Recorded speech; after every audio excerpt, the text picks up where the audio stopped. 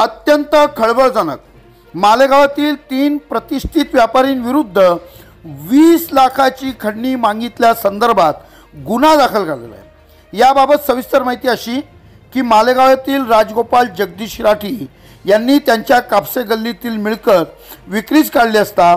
Title verification नोटीसला कुठलेही लेखी कागदपत्र नसताना हरकत घेऊन न झालेला व्यवहार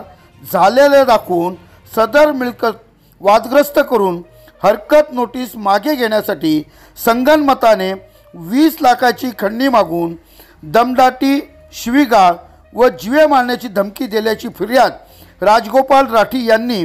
शहरातील 3 प्रतिष्ठित व्यापारी नावे गोविंद नारायण तोतला मालेगाव,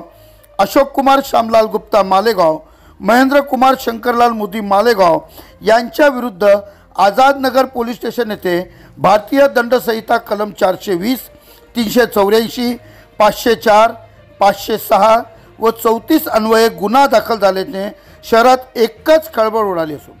माननीय कोर्टाकडून CRPC कलम 156(3) प्रमाणे गुन्हा नोंदवून तपास करण्याबाबत आझाद नगर पोलीस स्टेशनला आदेश आल्यानंतर हा गुन्हा आझाद नगर पोलीस स्टेशन येथे गुन्हा रजिस्टर नंबर 135/2024 अन्वये दाखल करण्यात आलेला आहे।